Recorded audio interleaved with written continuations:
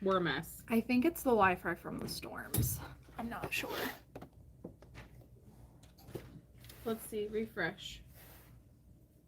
I don't see anyone on. If you guys are watching this later, we started a live stream and then it went away. I'm very sorry. Yep. Maybe we can comment. Can we? Oh, okay. We got some people on. I'm so sorry. Hey again. If you guys are watching this replay, I did not upload the first segment of this, but unfortunately we did lose all of our questions because the live stream cut out. So, Ashley, to be fair, it was my fault the first time. This was not my fault. It was the Yes. Wi-Fi. It's Yes. not on us. So the first live stream cut out. I don't have the questions from that. I'm so sorry, you guys. We're experiencing storms here, and for some reason our Wi-Fi has been really, really bad. So it did try to post it automatically, but I canceled the upload. So I think we're good to go now, but I will need you guys to redrop your questions. Do you remember which question we were talking about? There were a lot of questions. We were talking about sheets and what you can do with it. We were talking about... Oh, I think the last one we were talking about is, can you use Google Sheets on Apple? And I don't know. Can you? Yeah, because our woman one used to have... She had iPhone, and we were able to share spreadsheets. So you just have to have a Gmail account. So as long as you set up a Gmail account, you can have a Google Drive account tied with that email, no matter whether you're Android or iPhone. Okay, that's awesome. We're Android people here for the most part. Yeah. Okay, drop us all the questions. I do know that there was one from the last one that I specifically had ready to answer, and it was about return rates at 5.5% and whether you felt like that was high or not. What would you consider to be high as far as a return percentage? I am going to give a vague answer as we answer with everything. It depends, because I think it depends on if you're offering free returns. Like, are you encouraging your buyers forfeit? Can you return? Can you not return? So I think if you're offering free returns, your return rate is going to be much higher, but in line with your peers doing the same thing. And if you don't offer returns, I think that your return rate might be slightly lower, maybe, compared to your peers. So I think it really, really depends. Do you have ours pulled up as to what our return rate is? Okay. But what would you, if you don't know. She does not know. I have no idea. No clue. If you were to pull up our return percentage, at what point would you say something's wrong? I'm concerned. We're making mistakes, or... I'm scared to answer this question because I feel like we got a lot recently. Okay. I know what ours generally is. I just want your vibe. Okay. Stop overthinking it. I would say if we hit 6%, I would be very concerned. Did we hit it? Because I know we got a lot of returns last week. We're at 12%. What? Just kidding. Oh my god. Just kidding. We're at 4.47%. Yeah, we're usually between 4 and 5. But is there She a was way... so nervous. Did you see that? Y'all, I enjoyed it. I want to see... I think this is the other stuff. Oh, I thought there was a way to compare to your peers. Maybe it's down here? Well. No. Oh. There is on some other things. We are generally between 4 and 5% on eBay for returns, but that's 66 out of 1,470. 1,476 transactions in the last, well, that's for several months. It says from February 1st to April 30th, so quite a few months. So that's 3 months. Yeah, that's over a pretty big span of time. If we were just doing it for like a month, I would say obviously less than that. But we also offer free returns, and like almost all of our returns are due to fit, which is funny because we include measurements. I don't know. I've heard some people say that's high. I've heard some outstanding return rates. Honestly, I think it's just on par for business personally. Scott, can I pick on you and ask you, you're talking about yours is generally less than 2%, but that it definitely depends on your niche, exactly what you're selling. Yeah. Talk to me about where you would say, like, what niche you feel like the majority of your items fall in. And if you offer free returns or don't offer free returns, I'm curious. I'm picking on you. If you don't want to share, you can just type pass and we'll move on. I think but he mostly does hard goods, doesn't he? That's what I was thinking. Yeah. I feel like you told me you did some clothing, but I could be wrong. I can't really remember, to be honest, but yeah, clothing is definitely a lot more returns. And Dusty Old Hat made a good point, which is women's clothes, more returns, men's clothes, less, for sure. 100%. And I would say we sell majority women's clothes, but I think that's just because we have more access to women's clothing, but Probably. We try to equally source both. Hello. If you guys are coming back on from the first live and you dropped a question in the first live, make sure you put that question again because we no longer have access to that chat. So in order to answer your questions, we're going to need to see the questions again. I'm so sorry that it cut out. We're experiencing issues with our Wi-Fi. I do remember one question where someone said they wanted to go all the way back to when I was selling solo. Oh, yes. But I don't remember what the question was. How many hours you were working a day? Right. I can answer that question because that was like one of the first questions. So back when I was selling solo, before I got an office, before I got any employees, I did hire like off and on help with photos. How much was I working per day? To be honest with you, I have no idea. Because I didn't time stuff. I thought I was working all day. It turns out I definitely wasn't because I was very distracted. And it wasn't until I timed stuff that I realized I wasn't working as much as I thought I was. If I had to guess per day, I would say I probably worked like 4 hours a day. If I had to guess. That's probably about right. Yeah.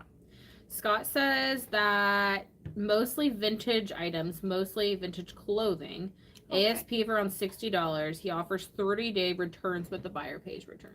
Yeah. I feel like vintage clothing is one of those odd niches that people really don't buy things based on size. They buy them because like they're cool and they typically will buy like larger than their size or like will distress or do whatever. Well, they just want it because it's vintage. They're more likely to check the measurements because vintage sizing is so much different than today's modern clothing. So I bet you a lot of those buyers are heavily looking at measurements and they know whether they're going to fit them before they buy them or not. Also, like pricing plays a huge factor too. Like most vintage stuff, like if I'm going to drop, I don't know, a couple $100s on something, like I'm going to pay way more attention on how it's going to fit and if they accept returns or what that looks like. I'm going to do a lot of research because it's a bigger commitment than if it was a $20, $25 item on eBay. To be fair, though, I'm also the kind of person that like orders stuff off of Amazon and then just never returns it and just gives it away because I hate returns. So, I mean, 66 out of like 1,400, 14 to 1,500 listings. Like, I don't know. I guess maybe I'm giving myself too much grace. I don't know. I think it's fine. I think we'll always strive to have less returns. However, I'm mostly concerned with the reason we're having them and if we're doing everything we can to prevent them. And I don't feel like there's anything else that we could do in regards to fit. Like almost all of them are fit. Maybe 1 or 2 out of those 66 were something else. So we include measurements in the photos. We show where we're measuring. We also have a statement in our description that says there's measurements in the photos. Like I really don't know what else we could do. So I feel fine with it. Ashley said today officially marks month 3 of me full-time reselling. I quit my job I got a degree in because I was just miserable. Welcome to the reselling world. That's awesome. How's it going? Let us know. When maybe this is a question for Scott, but it's about vintage clothing. When you purchase vintage clothing and they smell like vintage clothing, how do you remove the smell? I try I don't sell as much vintage clothing as Cha-Ching King does, but I'll just say that we generally try not to pick up anything with a smell. If it smells a little musty, we'll try to steam it. In some cases, if we think it's valuable enough, we'll wash it, but in most cases, we just leave stuff behind. Yeah, I mean, if it was like a high dollar vintage, I would probably steam it and try to wash it if able to. Worst case scenario, you could even just put that in your description if you're like really concerned about like washing it. Most people who buy vintage clothing know like how to do those. You could take it to like a dry cleaner if it was good. I would definitely give it a shot. Do you use eBay sell-through rates to determine Poshmark listings also, I guess? Can you figure sell-through rates from Poshmark stats? We definitely use eBay to check solds 99% of the time. There are a couple occasions where I won't find enough results on eBay, in which case we'll go on over to Poshmark to see if we can find anything, only because eBay only holds 90 days worth of information right now for solds. So if it's a rare item, one might not have been sold in the last 90 days, so you can't really get a good idea. But Poshmark or Google Shopping or whatever, you could get more information from it because they hold more information. So sometimes we'll go to Posh, but 99.99999% of the time we go to eBay to check sold comps. We determine pricing based off of that, and we don't find that there's much of a difference between the market on eBay and the market on Poshmark. In terms of figuring out comps from Posh, you technically can figure out comps. The only problem is it's so complicated and so convoluted because they don't tell you how many results you're viewing, and you'd also have to probably figure out the time frame by clicking into a listing. That, to me, it's not worth it. I don't recommend checking comps on Poshmark if you're focusing on a high sell-through rate process. I like it. Do you know if eBay changed so that it forces you to create business policies for shipping and returns? My listing screen is very different. I don't know if I changed a setting. Melissa, so many changes on eBay have been coming. It's been a mess lately, so I would not be surprised if it was just a regular change. Yeah, we do not use business policies. So I'm gonna guess you accidentally clicked something, because I've accidentally clicked something before, and it almost always happens when I click into do research on business policies. Something when you click into it happens and it screws up everything. I hate business policies. I probably could figure it out if I wanted to take the time, but not doing it. So I would try to figure out how to get those turned off. Just search into Google eBay how to turn off business policies, and it should give you a walkthrough. What is the quickest way to get back to top rated seller status? I'm an above standard and only one area is not top rated seller. Well, I would want to know what that area is. I would say, yeah, I was going to say, I would ask what area you're struggling in that got you beneath that status, and then focus on that, because until you correct that, you won't be bumped back up, because they focus on those metrics. So if you're failing in one, it will constantly leave you as under that top rated seller. But I would heavily focus on that. And one thing people always forget to do is, like, let's say that the reason is, I don't even think that this is like a thing, but let's say you're struggling with your feedback. I don't think that is involved with like top rated seller, but let's say you're struggling with your feedback. Ooh, it's transaction defects. He said, I changed my inventory system and lost items that were sold. Okay, sorry, let's talk about that. You off, no, let's talk about that. I saw that pop up, so let's use that as an example. Okay, so you got a transaction defect rate. First of all, what that is you couldn't find the items, so you had to cancel the order, is what it sounds like. So what you would want to do is focus on that area, but don't neglect the other areas. But you would want to have more orders without defects, essentially, because you want to phase out that percentage to get you back up. So you want to have a lot of sales, but you don't want to have defects on those sales. Here's where people go wrong. people think, okay, I just need to make a lot of sales to get back up. But if you don't address how you got to that issue in the first place, it will pop back up again and you could go and drop back below. So you want to fix it for the future, but you also want to look back and go, how can I prevent this in the future? Because something happened and I've got to fix it. And so you got to do everything you can to prevent it. You said you created a new inventory system. I already have some ideas, but what are some ways that he or she could prevent that in the future? The biggest thing is going to be doing an inventory. So you've already lost some items. You need to make sure now, one, that your new inventory system is in fact working the way that you want it to. Two, I would go ahead and do an entire store inventory at this point, only because there's already been missing items. The only way to prevent that from happening would be to do a total inventory, just to guarantee that every item that you have is where it says it is. And then maybe even reach out to the buyers and say, like, hey, I apologize. Maybe you can bring them back, and Scott, bring them back and get them as a customer in the future. A lot of times when we have that, we will actually message the buyer and say, hey, this is what happened. Can we send an item in its place? If not, would you like us to cancel it? And then from there, we have the opportunity to say that buyer asked to cancel. It's technically, I guess, a technicality, but it works. You know, Thanks, Scott. I think thank you, Scott, for the super chat. I think he was saying for vodka because I saw some people were talking about how to clean items, and I have heard that you can spray vodka. They were Dusty Old Hat said steaming with vodka, putting vodka in your steamer. Oh, yeah. I'm too afraid to do that. I would do it.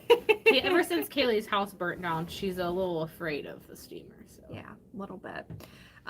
Yeah, that's a good call out. So if you're a newer reseller, so I just saw that someone got in trouble for doing that. So I wanted to address that. There are a couple reasons when you cancel transactions, like Nikki said, that you have to choose from. You probably chose item is damaged, does not have item, or whatever, which gets you a ding on your account. Okay. But if you choose buyer asked to cancel, it doesn't count, which is the option you want to try to get to if you can, but you have to make sure you're not lying about it. So you have to get the buyer to say, go ahead and cancel the order. Like Nikki said, the workaround is we always ask, hey, unfortunately, like, I can't find this item. I'm so sorry. You know, it got mixed up or whatever. And then, like she said, offer them another item, but you got to give them the two options. Do you want me to cancel the order, or would you like a replacement? When they come back and say, go ahead and cancel the order, that is your permission to use that option as buyer asked to cancel.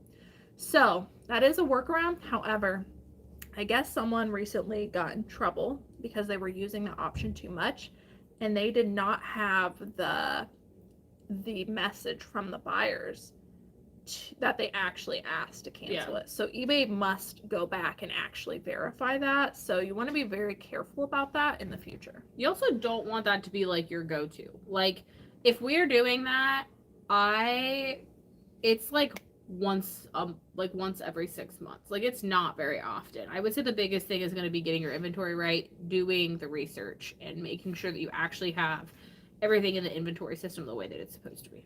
No, my steamer did not catch on fire, but I did have a total house fire. Bye, Scott. It ruined my life for like a whole year and a little bit after that. Very traumatic event looking back at it for myself and my partner at the time, but it's all good now. But no, my steamer did not catch on fire. It had actually a freak accident. They could not determine what caused it, but they think it was like a malfunction in the wiring and a ceiling fan, but it caused the whole house to be on fire. I'm okay. Everybody's okay now. Move past it. But we did have a steamer blow up. We did. We had one that got left on or like plugged in that had no water in it from another employee, and when they turned it back on again, it got hot and it wasn't full enough of water. It actually like exploded steaming water everywhere. Yeah. So house fire, steamer exploded right after that. Like, I'm just overly cautious, I guess, Yeah. to make sure that doesn't happen, because you never know. So I'm not living my life scared of every, outlet. But the steamer, for some reason, for me, every day the now, steamer is... she's like, steamer unplugged, looking under the table. Is it unplugged? And we got to walk back and touch it. So I don't know what it is about the steamer. All right, ready? Question. I'm ready. From Dusty Old Hat. What is your favorite place to source outside of Ohio? Like, if you could travel anywhere to another city, where would you go to source? Oh, This is fun. To be honest, I have not thrifted in many places. Like, I've only hit like one store in one state, like during a road trip. I can tell you where I would like to source. Where? I just looking back on like my experience already, I loved thrifting in Florida. I had some really good luck in Florida, but I would like to go to Kentucky. That's like my number one. I thrifted one store there. It was really good, and I heard that thrifting is really good in that area, and so I want to go back to Kentucky and thrift. Plus, it's pretty close, so like we could do that. But I honestly don't feel like I have exposed myself enough to those thrift stores in other states to give a genuine answer. I want to fly to Houston, Texas with little Miss Nat and spend a week with her and just commandeer all of her time and be her best friend for the week. She's not here, but I want that so bad. I want to go to Texas, and we want to go to Colorado too, to those Colorado bins. Those would be cool. A lot of people are saying Louisville is the place to go. That is where I was at. Yeah, we're coming to visit. Yeah, that's where I was at when I went to a thrift store.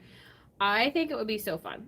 I'm going to Nashville soonish, and I might try to thrift while I'm there. My husband doesn't know yet, but we are going for a long weekend, and I'm kind of excited. Or like, probably not in Nashville, but probably around Nashville. So if any Nashville folks are here and want to send me some deets on some good thrifty thrifts, let me know.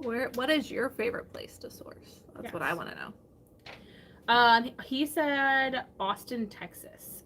He went there sourcing for a week and checked tons of Bolo brands off his list. Yeah, we gotta go. Kim, the coats in the background are listed already. We just did a sale on coats, but they are all listed. If you want to take some off our hands, let us know. Yeah, we don't stockpile. Alicia says, I'm new-ish to Posh. What do you do when someone creates a bundle with just one item? I treat it just like any other item. The bundle, it can be confusing, but the bundle is essentially their cart. So they're just putting something in their cart before they proceed to checkout. So you can send them an offer in there, you can answer any questions in there, or you can just send out offers to watchers on the regular item. But it doesn't really make a difference, other than I think if you're in a bundle for a single item, that you can send an offer without offering discount ship. So something to think about, but it sounds like they're probably just holding on to it. Somebody says I missed their question about hard goods, so sorry. Are you ever planning to sell hard goods? We would like to start that eventually, but Nikki and I made the decision together that we're not going to dive into any adventures outside of what we already do unless we can give it a full effort. And so in order for us to start hard goods and dipping our toes into that, we have to be able to give it a full, consistent effort. That was one of our goals this year, is to start dipping our toes into it. I feel like it's definitely going to be towards the end of the year. We've had a lot of staffing changes, a lot of scheduling changes. We've just had a lot going on, so we didn't really feel comfortable diving into that yet. But yes, eventually we would like to move into that. I think really all we're gonna do is like know what the bolos are and look into it. We're not gonna be like picking up bread and butter. Yeah, we're not gonna pick up like bread and butter hard goods. We're gonna strictly start to learn like the bolos that we can look for and pick a couple sections. But yeah, eventually we'd like to. Probably not breakables though. That's my one rule. I don't want to ship glass. It just makes me nervous. Yeah, but we have picked up hard goods here and there. Like I just sold a Pottery Barn tray, a Dyson vacuum. Santa blow mold. A Santa. Oh, that was so good. A Cool. vintage Santa blow mold. So like there have been some things that we've sold. We sold that life-size Ninja Turtle. If you guys are like OGs and you've been here since the old office. That was so cool. The life-size Ninja Turtle guy, we sold him. So like, but those are all higher dollar items. Oh, I sold that Le Creuset Dutch oven too. That was a really good sale. And that happened so fast. So like, I think we're just going to learn the bolos and be looking for those, but we're not going to spend much time. But we can't currently give it a full effort. That's also the reason we don't get back on Mercari too, because we can't give it a full effort. We do use List Perfectly as the platform that we have. We use it as like a more of a cross-posting tool than anything. We do use it. I call it the mothership. But essentially we start on eBay, cross-post to List Perfectly, and then use that to cross-post to Poshmark. That's where we also like use to help keep track of any additional platforms that things are on, but we don't start on List Perfectly.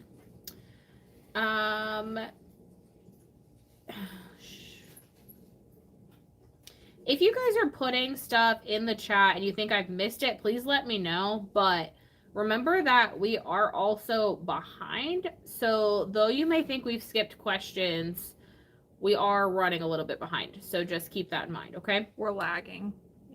If a previously comped, this is for Shardy, previously comped item is older than 90 days and hasn't sold, is it a good idea to run a new comp through eBay and adjust the price, or just drop prices by 5% a month? It depends on how much time you have, and I would say what the item's worth, and what season it's in. So like there have been times that we did go back and recomp something seasonally, but most of the time, if you know that your listing's correct, if you've got everything there, you know it's in the right category, you've filled out everything that you can fill out, the only thing left that could be wrong is pricing. And I find that by dropping prices every month, I'm able to meet the demand of seasonality without having to go back and comp. I think if we had less items, we would probably individually comp, but because we have almost 6,000 items now, there's quite a few. We're nearing 6,000 active listings. So because of that, there's just no way that I could go and individually comp everything. So I use the catch-all method of price dropping, and that seems to work well for us. But if you have less items or maybe some more higher valued items and you want to go back and recomp, you can. Personally, we just use the drop price method, and it works for us. So for everybody who's asking earlier, I don't know if you guys have read this in the chat by now, but Dusty Old Hat says he uses vodka in his steamer to steam items. Scott from Cha-Ching King says he puts it in a spray bottle and actually sprays the item with it. And then some people have also suggested putting it in a tote with cat litter, because cat litter soaks up the smell as well, which I thought was interesting. I like that. I've never thought of doing that. If you that. put cat litter in a tote and put like cardboard on top of it and just laid it on top, I bet that would do it too. I feel like baking soda is like similar too. Yeah. Some suggestions for you guys as well. Shout out for Scott for giving us a $10 super chat for vodka. He's encouraging us to pick up some vintage stuff. So, Janet, how quickly can a new seller start making consistent sales? As soon as that week. I will say, like we always talk about it, you have to give yourself patience because it can take time. But if you're picking up like 200% sell-through rate items, those are probably going to sell immediately. It depends on your pricing and all that stuff. But you could start making consistent sales as soon as that week. I think more realistically, it probably is going to take about a month, realistically, of dedicated, consistent listing every single month to start seeing consistency roll in. But it is possible if you were to focus on like really high sell-through rate stuff. I want your thoughts on this. Okay. This is from Dylan. Wondering if you feel the time it takes to update your spreadsheet while sourcing is worth it. Are you doing that every time, even if you already know comps without checking? I very rarely know comps without checking. I do not subscribe. Contrary to popular belief, people think I follow everything Daily Refinement. I do not subscribe to that you should get to a point where you don't need to check comps. I don't believe that could ever be possible. Maybe I'll, eat crow later, but like, I just don't think that that could be possible with changing trends and seasonality. I personally don't believe that. I don't believe that you could just figure it out one day. I do the research ahead of time going into a thrift store, and I still have to check comps because it changes so frequently. And there's stuff that we picked up even a month ago that we're no longer picking up now. And I personally just do not subscribe to that. So I always check comps. Things are always changing. That's just my opinion. You don't have to follow that. That's what works for me. As far as is it worth it at the thrift store, we can kind of talk about that because we both had some hesitations in the beginning, specifically her. But looking back at it now, I mean, you're going to do that no matter what, right? Eventually, I mean, you have to know what you're going to price an item for. So for most people, you're probably going to have to look up the comp anyways. You're probably going to have to type out the title. Like, these are all things that you're going to do at some point. So why not do them while they're fresh in your mind, while you have the item there, while you've seen the flaws, while you know what the sales are, so that you don't forget any of that stuff and get your work done ahead of time. Like, up front, your work. That way it's easier later. And that's what we do. The time always comes from somewhere. It's, are you going to do it here? Are you going to do it here? Or are you going to do it again a second time here? And that's what the spreadsheet eliminates, is doing things twice. So I personally think it saves a ton of time because we're not having to go back and recomp. But we did have some hesitations in the beginning. Did you want to chat on that? Yeah, I feel like in the beginning I was concerned on how much time it was actually going to take away from us thrifting and how little stores we were going to get through while we were out and about. As Cayley said, the biggest thing for us is that we were comping items twice. So originally we were comping them in the store, deciding to get them, throwing them in the cart, leaving. Then we would come back, and because we like to work ahead, it would sometimes be 2 to 3 weeks before we would get back to that item again. By then we've already forgotten, things might have changed, like we were comping them again, right? So we would spend a lot of time sitting down at the desk, entering the drafts in, and we would go through and hand price every single item again, hand comp every single item. And it was taking us a really long time to do so. The other reason for us deciding to really give it a full shot was for the girls that are here working for us. Anytime you have employees, if not, they're leaving all of those items in drafts for you, and then you have to physically go in and price every single one. eBay used to not have any like inline edit, so you had to physically click into every single draft to make any pricing changes. So we decided to give it a shot. Now I won't lie and tell you that first 2-week period we were like, this is stupid, or we'd forget them, or we were not game. We at one point hired a sourcer and asked them to do the same, and they were like, I hate this, I don't want to do it. It's definitely got a learning curve. Yeah. But in hindsight now, it's so much easier because we do all the legwork ahead of time. When we use the spreadsheet, the title's pretty much finished. We already have the cost of goods there. We already have what we're going to sell it for, and we're able to literally just upload all of that so that we don't have to put the price on the price line. We don't have to put the title in again. We don't have to do any of that. Otherwise, pretty much what we're doing now is uploading the photos, filling in the drop downs, and hitting submit, and that's it. So yes, 100% think it's worth it. Had you asked me that on day one, I would have told you it was a sinking ship and it wasn't going to happen, but I hate change. So if you're trying it, Dylan, I would suggest give it 2 solid weeks. If you still don't like doing it at the 2-week line, that's your decision. But how long do you think it actually takes to enter the information in? It's probably like a couple seconds per item. Yeah. Honestly, so what I do when I do it is like I say I'm on eBay and I search, I don't know, J. Crew men's chambray shirt small. Yeah, okay. That's what I search, right? So I decide I'm going to get it based on comps. I literally just hold select all and hit cut and then paste it on the spreadsheet and then just put the price in for what I'm going to buy it for and then what I'm going to sell it for.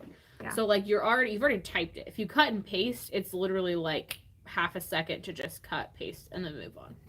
Not to mention, and something like I never really thought about before, but when you're at the thrift store and you're grabbing an item and if you're somebody, apparently there are people who are not checking comps. Like, I'm sorry, I don't know how you're doing that, but for most people, I feel like you're checking comps, right?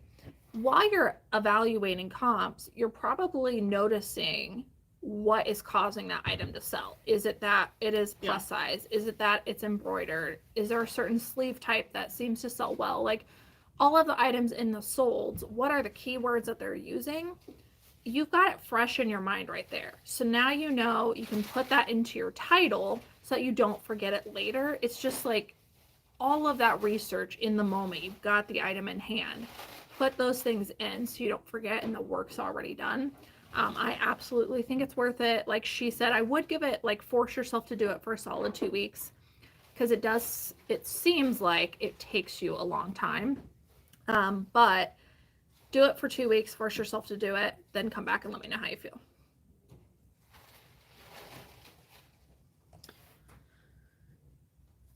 What? There's something else I was thinking about with those spreadsheets. Oh, the bulk upload.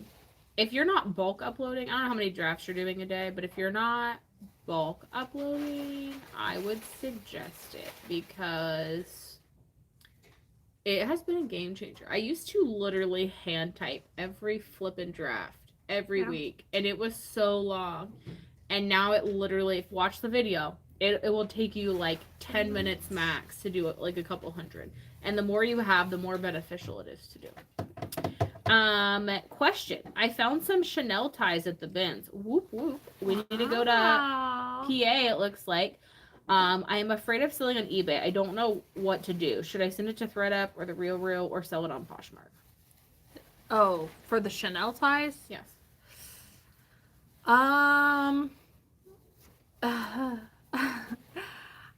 If it were me, I am very cautious about that stuff. I would either send to the Real or I would only list it on Poshmark. Poshmark has like an authenticity thing where over a certain dollar amount you send it into their authentication place before it gets to the buyer. I think it's like 250 maybe or higher. I might be slightly off on that number. So personally, I would list it on Posh or send it to the Real. That's just me personally. I would not list it on eBay. I'm like you, like I'd be way too nervous to do that. And even if it is real, like, unfortunately there are sellers who are your competitor who might just decide, you know what, I want to ruin their day. I don't want them to sell this Chanel tie, so I'm going to say that it's fake. And because I know that you can't prove a legitimate receipt for it from Chanel itself, I know that I was going to screw up your business. And you can only have so many of those before your account gets shut down. So I would not risk it myself, personally. Yo-Yo Master says, why does eBay allow bots to make offers and never pay? They have 0% feedback, happens a handful of times a year. We run into that not necessarily bots, but like often, as far as people like making purchases and not paying. I don't know if you guys are aware or not, but now on eBay you can actually check a box that says require immediate payment, and that's what we've been doing to try to avoid that in the future. I just thought that was cool to bring up. Yeah. We have not thrifted in Chicago yet. I think I speak for both of us. I don't think you've been there. We have talked about it. There's a lot going on in Chicago. I don't know that I'm going to be going there anytime soon. I'm going. I don't know. Okay, I'm telling you a funny story right quick, just because I think you guys will enjoy this. So one of our girls went to a city this week to go thrifting and took a friend. And long story short, started telling me about how sketchy this building was and how like everybody was super sketchy there. Long story short, she ate on the worst road in the city and came back and was like, oh, I went to so-and-so. And I was like, excuse me? And like, I had to ask again. And I was like, do not ever go there ever again. And she was just so nonchalant about it. Like, that will be me in Chicago. I'm fine with it. I would do it. Yeah. I want to, but I'll go. I feel like there are smart decisions and bad decisions, and I feel like that would be a bad decision. Karen, you let me know. We'll meet up in Chicago. I don't know that I'd want to go by myself. I'm sure it's not every part of Chicago, but yeah. Girl, we gonna pack Betsy. We gonna be just fine. Mike, we did answer your question about 5.5% return rate. Cayley mentioned earlier, if you do offer free returns, which you said that you did, that we would probably start getting concerned at about 6%. I think that you should look back through the returns and see why people are returning them. If people are returning them because of mistakes you've made, then clearly that makes a good sense that you might want to go over your listings a little bit more. But if it's just for like does not fit, do you have measurements? Is there like a description, or I guess a spell out in your description on where the measurements are? Things like that maybe can help prevent it. But if it simply just doesn't fit and you've included measurements and done everything you can, I think it's just kind of a fluke. So, guys, I'm not saying you shouldn't live in Chicago or that I'm bashing the city you live in. I'm just saying, like, I've had some friends who went there on a trip recently and some not so great things happened. It is known for being a place where not great things happen sometimes. The crime rate has gone up significantly there. Like, I'm not saying anything bad about it. I'm just saying that based on the information I have, I don't feel like it'd be a smart decision for me to go. That's all I'm saying. I will go. That's where all my favorite TV shows are filmed, is Chicago. I will go. I'm going. I think that's right. Any big city has not great things happen sometimes. Yeah. You know, being from Ohio. I'm not saying Chicago's bad, guys. I'm just saying based on some information that I've gotten recently, Boo. I'm not opting to go there anytime soon. I've heard a lot about things about like Cleveland and Columbus. Like I think there's a lot of things. Yeah. Like I think if a lot of people think of Ohio and think I want to go to major cities, I would probably be afraid to. Like there's shootings and stuff all the time. Y'all, I think it's different when you live there. You're less scared because you don't live there. Yeah. Like you don't know where to avoid and what not to avoid. Yeah. There's some sketchy Chicago and steamers, Cayley's nightmares. Yes. There's some sketchy places like in the cities of Ohio too. Like just like last week or 2 weeks ago, there was a shooting like very close to where we were. And I was like very terrified. Yeah. Like I got home and was laying in bed and telling my husband how like the road was closed down. I was like, oh, it must have been an accident. No, some dead guy was laying in the middle of the highway. Yeah. And I was like, oh my God. Detroit also. Guys, I went to Haiti like several years ago, it's a very dangerous place. Like I'm just going to tell you bad things happen there and it's gotten worse. So like I've been in situations that were very dangerous, and the older I get, the more cautious I get. So not me. Sorry. I got less to live for the older I get. Don't come to Louisville. It's gotten so bad here. I think everywhere has its quirks. What I really want to go to is Florida, because Molly says in Florida, thrusting is great. Thrusting? I don't know why I found that so funny, but I cracked up. I also love all these emojis. Julie, we did say that we will eventually sell hard goods, but we have to have full commitment to it. I love all the emojis. Thanks for that. That's so helpful. The Louisville Bins has a conveyor belt. That's interesting. I saw that. That would be so cool. Could you imagine? I think I've had a dream about this.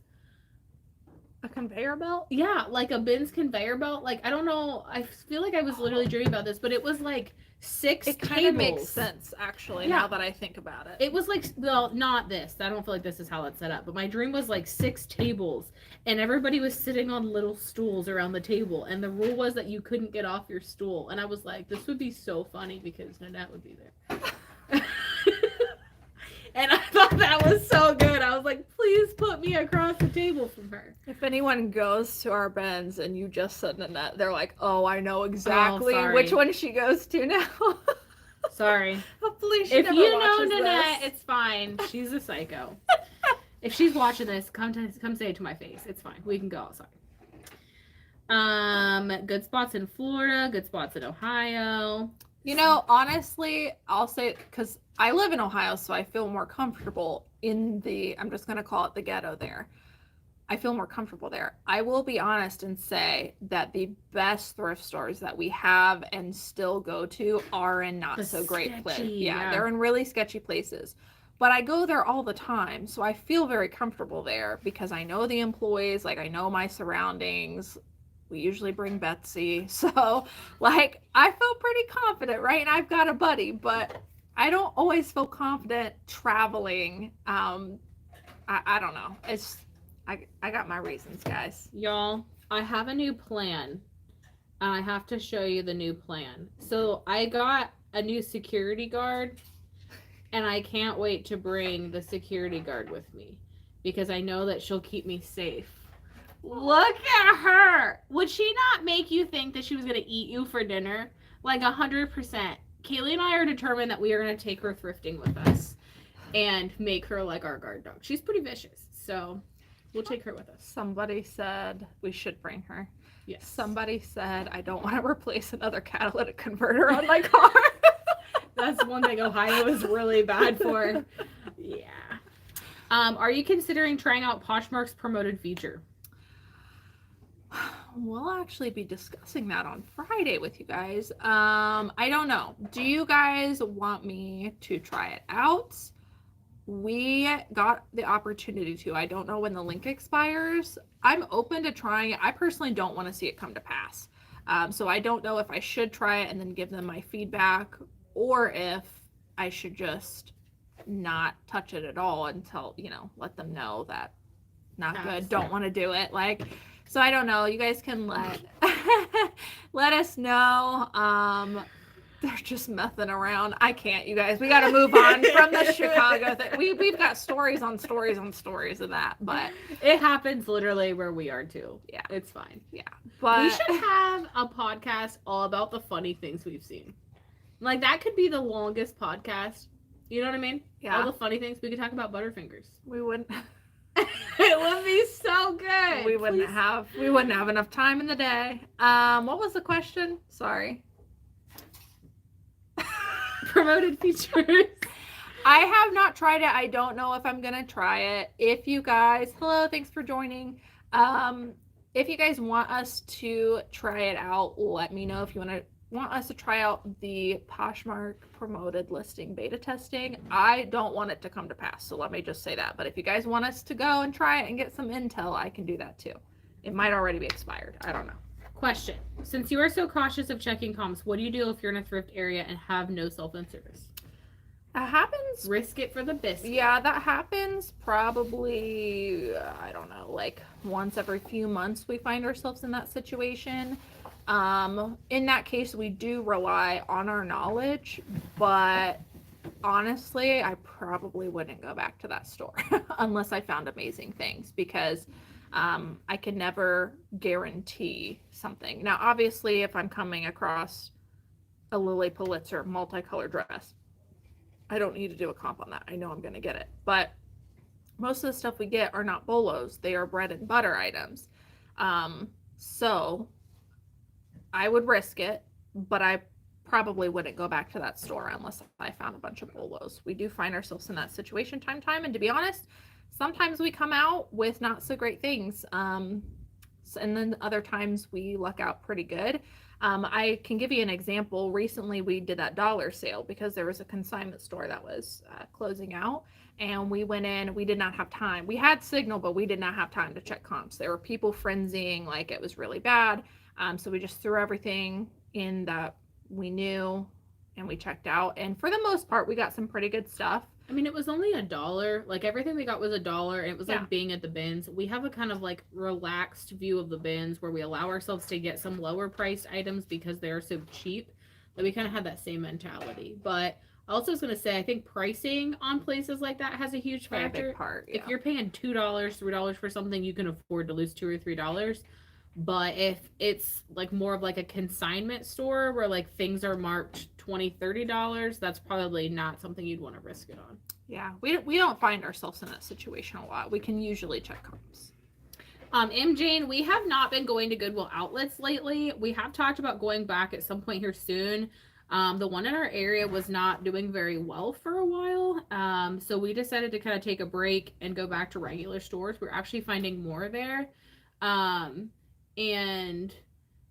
it ended up being really good in those stores. So we decided to kind of wait up on that. So we decided to go back to regular stores instead. Sorry, I think Bobby loves to thrift wants to be taken off of admin. Okay. I think that's what I'm reading. We're gonna go ahead and take you off. If that's not the case, let me know. But there we go. I took care of it. Okay, there we go. I'm not sure if that's what you're saying, but I think it is, so we're gonna take you off of there, no problem.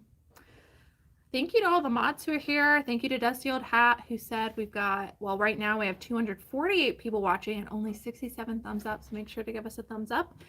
Nikki is filtering through the questions here, and we are going to probably blast through them. We're at almost an hour. I would, with the first segment of this that will not be uploaded, I feel like we were at like 20 minutes. So we're going to try to get off there soon because we have freaking sourcing calls today. We're buying stuff off of people. We've got to get listed some items. We've got wholesale coming, and we got a bunch of stuff. So we're going to have to get off pretty soon. So drop your comments and we'll blast through them. All right, we're running. Okay. No long answers. Quick and concise. Okay. Ready? Mm-hmm. I find myself trying to find the exact item to comp. How do you decide which search gives you the most accurate comp on your item if it's not the exact comp? Go. I'm going to give you 10 How seconds. do I find? I use the best, most prominent features of that item. I always include size, and I go from there. And we take less than 10 seconds, and we just pick a price, the most similar, and move on. Cut you off. All right, ready? What is the purpose of drafting? If I'm putting in almost all my information, why not just post it? Or if you're not, how do you know the measurements, etc. for the drafted item? Go. The reason we do like the draft shell is because I feel like I can't focus when you're doing that. The reason we do the draft shell is we have employees. So I have my reasons for doing that with employees. But we do it because we can take care of about half of the listing by doing that, because we can bulk edit every single thing that has the same, what would you call it? Like categories. Categories. Descriptions. Yeah, everything that can be the same within a listing, we can bulk edit at once. We already have the price there. We have the cost of goods. So we do the draft shell, we add photos, and then basically we fill out the drop downs. So what we do is we grab the whole day. So essentially, like, our girls right now are behind us. They're working on listings. So we just uploaded everything that they're taking photos of so that the, like, shell's there. All they have to do is find that and then add the photos and do the drop down. So they do that in one solid chunk. It's mostly, I would say the biggest reason that we do it is because we don't want our girls who draft or ourselves to have to go back and figure out pricing for the item. I would say that's the biggest reason that we do it in general. How long did it take you to take the plunge and quit your job and go full-time? I honestly don't remember. I was doing it as a hobby for a couple of years while I worked a full-time corporate job. And then I started transitioning to doing it full-time. So it was a couple of years of doing it like literally as a hobby before I decided that. Not saying you should do it that quick. Make sure you're ready, but I definitely started before I was ready, honestly, looking back. Man, lots of people didn't like that you were giving Chicago some crap. You know what I've learned over the last, like, probably 3 weeks from this channel growing is that you can't like or dislike anything. Well, that's what that you can't please everyone, that you're always going to offend someone. That's why I came back and said, like, people construe what I say a lot. Not saying you guys are doing that, but that's why I came back and said, listen, I'm not hating on Chicago. This is just, like, my own reasons. Like, I have a lens for doing things the way that I do. I've found myself in some pretty scary situations, and those are just my decisions. They don't have to affect you. Dusty Old Hat wants you to be the posh guinea pig. I will wait to hear back from some more people to see if you guys want us to try that, because I'm a little hesitant. But if we get enough people telling us to, then we will try it for sure. We are not on Whatnot, and with all the Whatnot drama, I don't know that I want to be part of that, but we're just waiting and seeing what happens. The Louisville bins conveyor belt costs extra. You pretty much get first access to the bins items before other shoppers. That's interesting. We need to go to Louisville for that. That's interesting. I kind of like that concept a little bit. What does it cost for promotions? Do you know what the percentage is yet, or you haven't heard yet? I have no idea. It's in beta testing, so unless you're part of that beta program, testing it out, you'll not know. Any tips or tricks on... Oh, just kidding. Hold on a second. Paula's Palooza says, I have been co-hosting a podcast for about 1.5 years. I would be happy to chat with you if you have any questions along the way. Aww. That was nice. I need all the help because I didn't even know what a podcast was until like last week. So. Thank you. I appreciate that. Does anyone know how to clean stains on silk? It is the most beautiful Trina Turk shirt and has little stains like sprinkled, but it's gorgeous and I want to salvage it. Any tips or tricks? This is not good advice, so maybe don't take this advice, but I have found myself in a situation like that and I just washed it. On cold water, like the hand wash function of my washer. I sprayed stain remover on it. I did the hand wash on cold and let it air dry, and it honestly came out fine, but don't come back to me if it ruins your silk item. But other than that, I don't really know, other than maybe like hand spot cleaning it, or you could try to sell it as is if you're worried that doing those things might hurt it. But I just risk it, and now I do the cold wash on silk items. Dusty Old Hat says he'll be a mod for us. You're pretty chat active. We're volunteering you. Thank you. Thank you.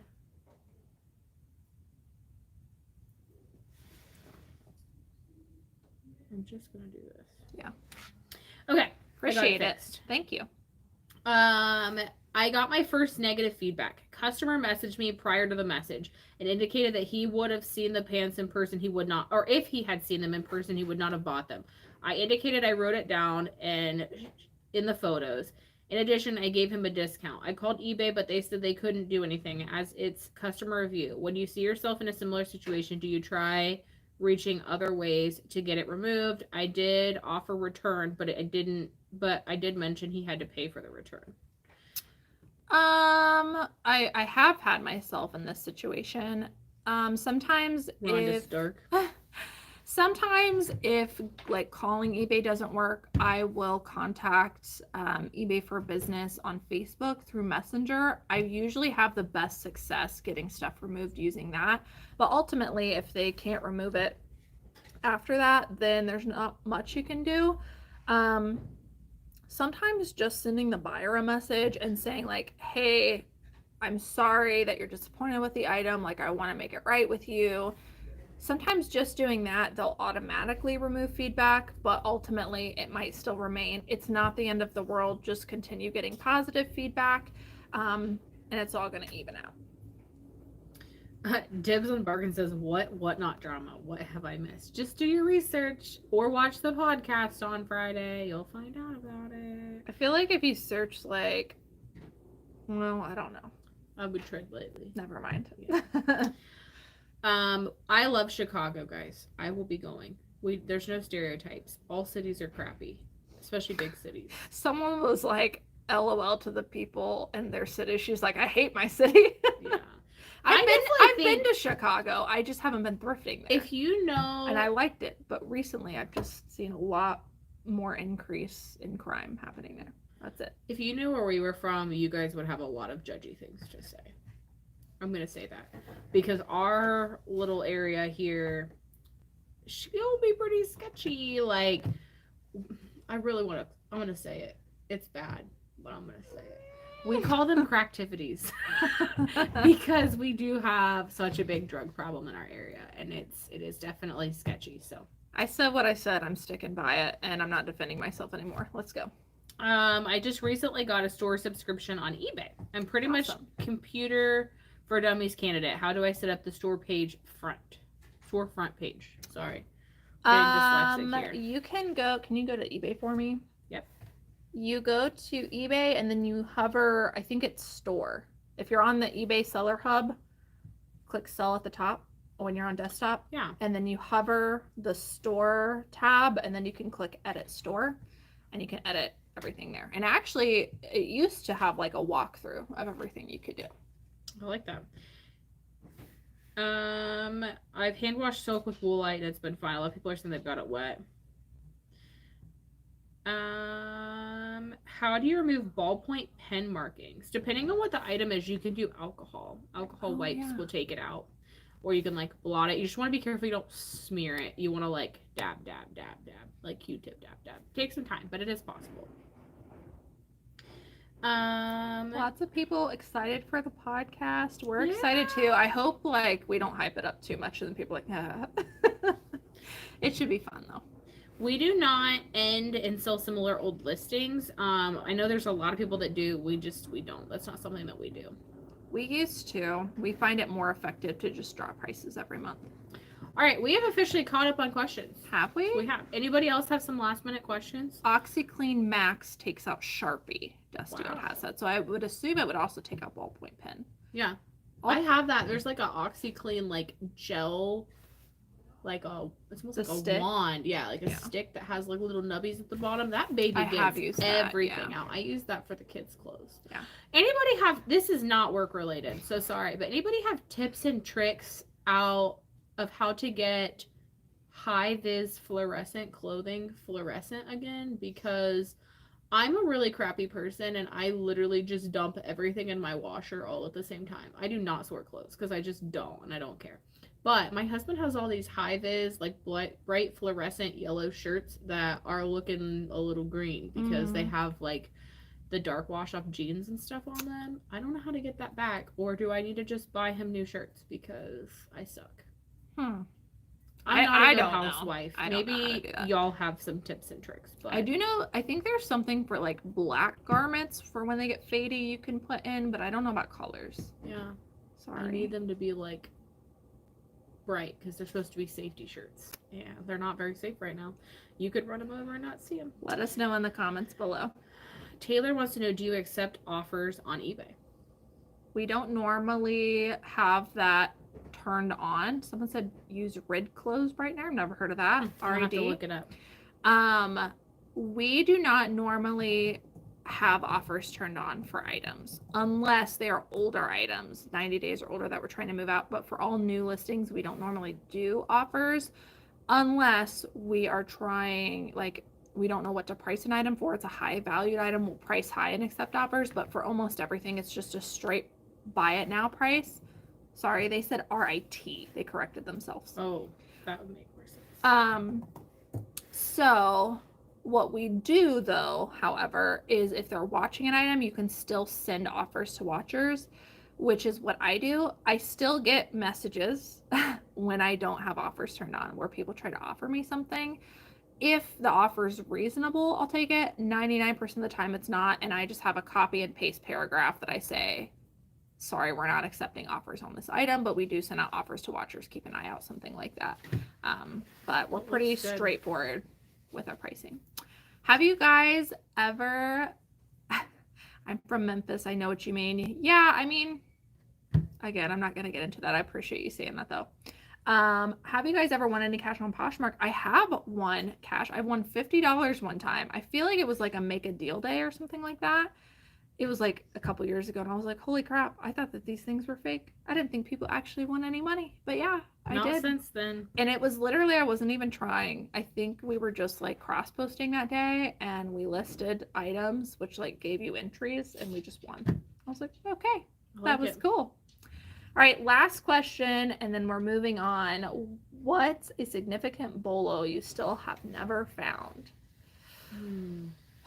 I mean, I've never found, well, did I find Chanel? I honestly can't remember. I've never found like Louis Vuitton or like any like real super luxury things. I don't think I've ever found Gucci. I can't remember. Definitely never found Louis Vuitton. What's one for you? I don't know. I was gonna Google some random things that I hadn't found. There's, I don't know. I don't know. You know what I would love to find? What?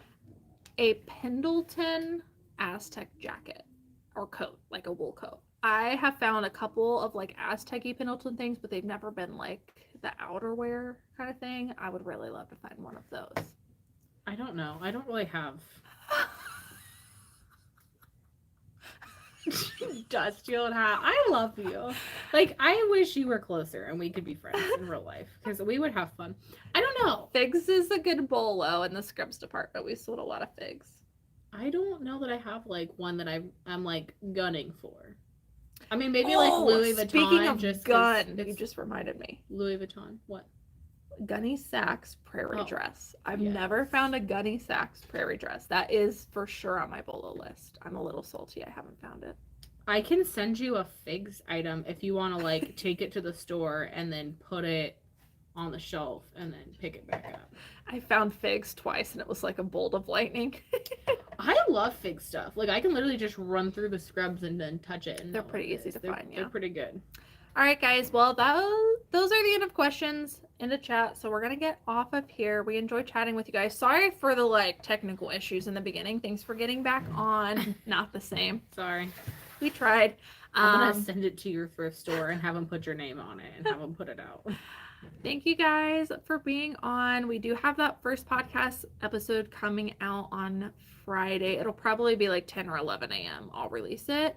And then hopefully we'll be able to do that every week. Again, not going to commit to that, but look forward to that. When you guys see that air, if you guys want to comment some topics that you guys want to talk about on the podcast, we would be interested in hearing those and taking from some of you guys' ideas. But pretty excited about it. It was a lot of fun. But I'm excited today. What time do they start? What time? Oh, these live start at 10 a.m. on Mondays. Do you know what time you're going to set the podcast to go live on Fridays? I just said probably 10 or 11. 10 or 11 a.m. Okay. Probably. I can't commit to anything because I don't know. We're like I was shooting for a range so that they knew. In the morning. All right. We heart you. Bye. Bye.